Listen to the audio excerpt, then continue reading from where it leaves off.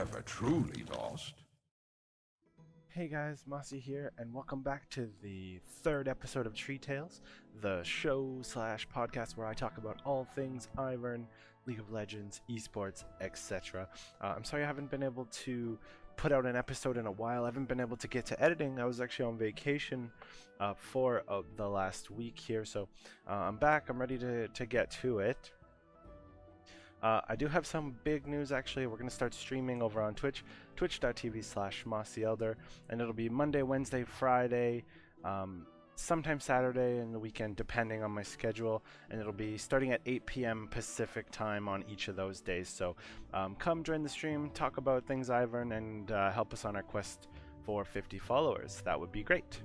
The first thing that I wanted to talk about was the discussed potential preseason Ivern changes.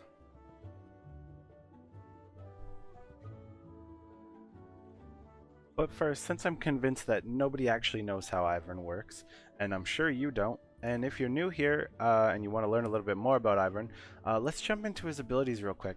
So his passive is called Friend of the Forest. Basically, you can't attack any of the jungle camps or monsters. What you do is you run up to them and you channel what's called a grove, and you place the grove down. That grove costs you health and mana. Once the grove's down, you can smite it to instantly free it, or you can come back later once it's fully developed and free the camps. So you never actually can kill the camps. This comes into play a lot when you're trying to invade. You can right away place the grove, smite, and then run away. If you don't have smite up, it becomes really hard because you can't actually damage it if the enemy is there ready to smite it away. At level 5, you can share the buffs. So that's kind of how the passive works. And then when we jump to Ivern's Q is called Root Collar. So he throws out a slow-moving projectile, and it looks really cool. It does like a weave. It's quote-unquote a vine. It does magic damage, and it roots for a short duration. During that root, allies can use their basic attack and dash directly onto that enemy at their basic attack range. So melee champions will jump right onto the person. Range champions will be a little bit at range, whatever their attack range is. So currently Ivern's W, let's read this one because it's important and one that's probably going to change. So target range is 1000, costs 30 mana, and has 5-second cooldown. And then the recharge, as the static cooldown is 5 seconds, but the recharge rate is 40, 36, 32, 28, 24. And then, so the passive is well in the brush. Ivern's basic attack becomes ranged. Becomes a ranged projectile with 325 bonus range and dealing bonus magic damage. So the bonus magic damage scales 30% AP, so 30, 37.5, 45, 52.5, 60. These bonuses persist for 3 seconds after leaving the brush. So that's kind of the main reason you're going to use the W, is really to get that range auto attacks. So Ivern periodically stocks brushes and can hold up to 3 charges of them. The active is Ivern grows a patch of brush on the target location, so on the ground, revealing the area around it for a little bit, and it will spawn more bush if it's near other bush, and it'll grow on its own type of idea. So that's like a tiny bit of utility, but not a lot. Ivern's E is called Trigger Seed. Essentially, you shield an ally or yourself. You can also shield Daisy, and that shield will explode, slowing and damaging people in the area.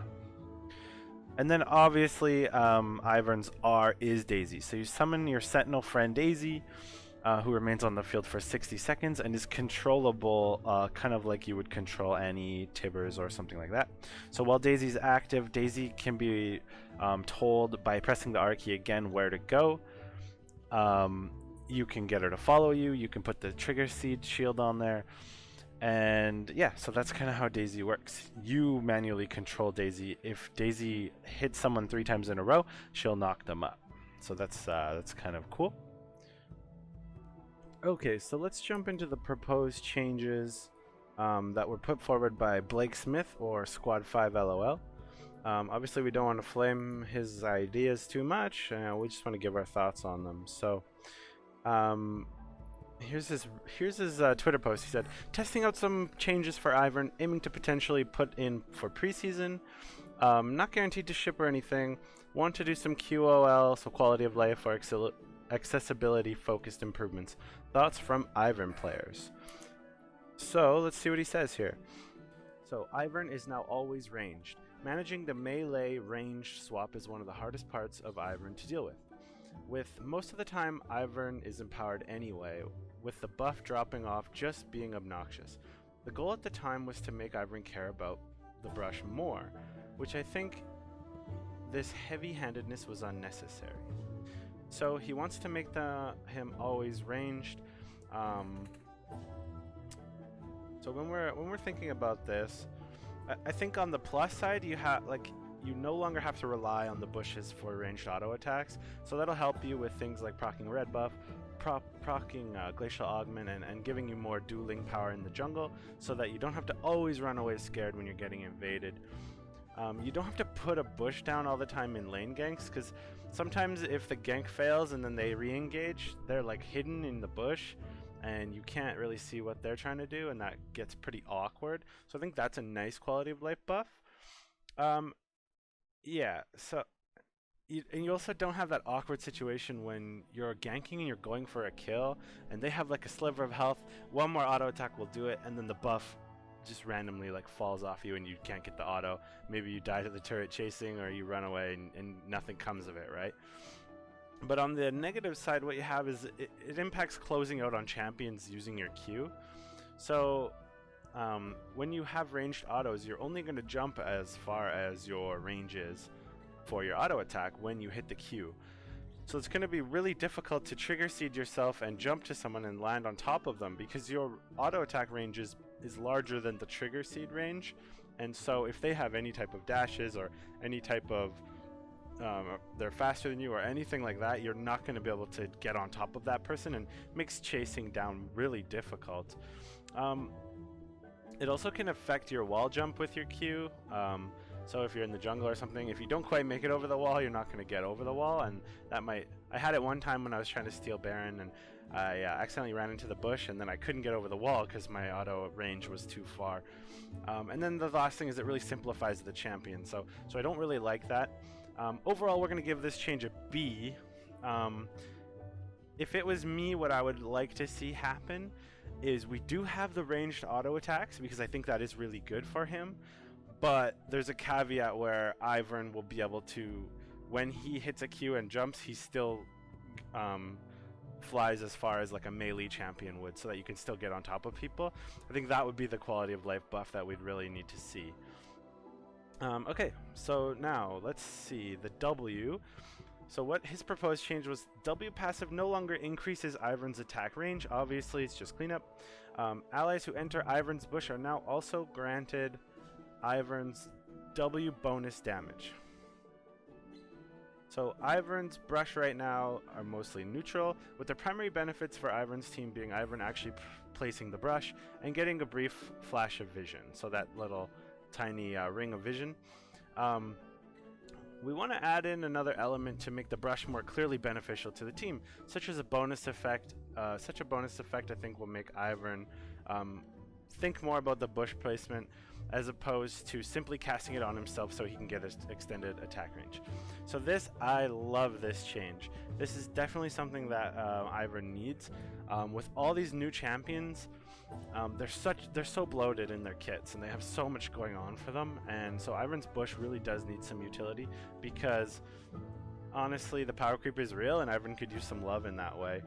So he is right, most of the time you do put the bush down to maintain your auto range, which is kind of awkward.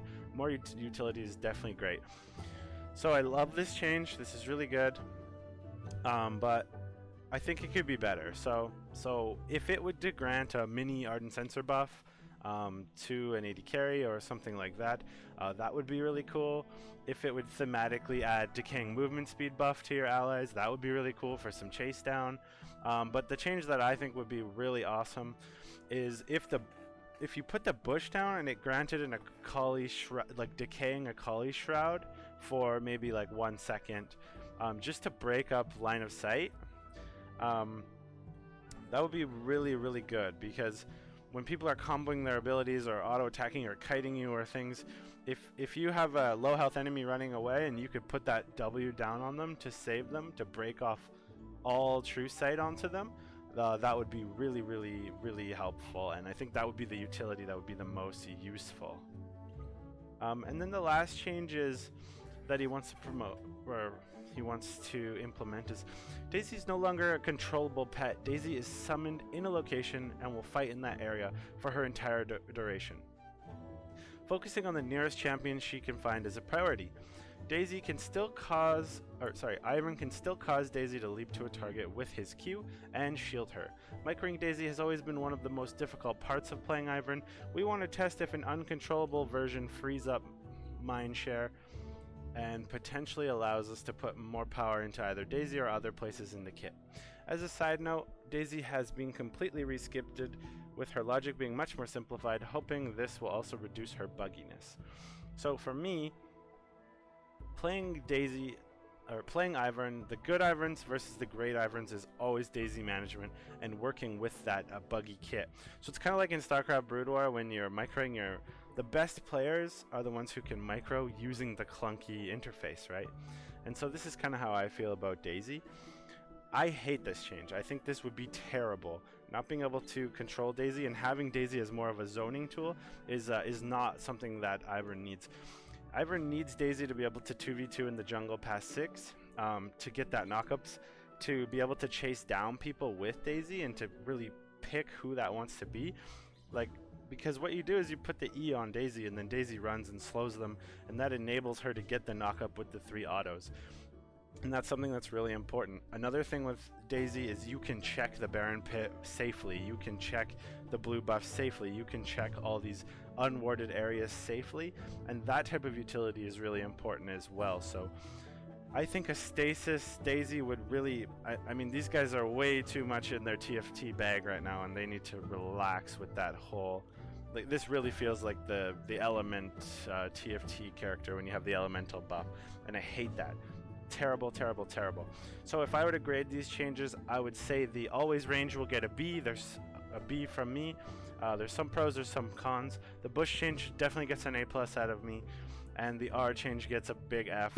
Don't do this. I would hate if they ended up doing that. So that's kind of how I feel about those. Let me know in the comments down below what you think about the changes, what they could do to Ivern, how they could make him maybe see a little bit more play.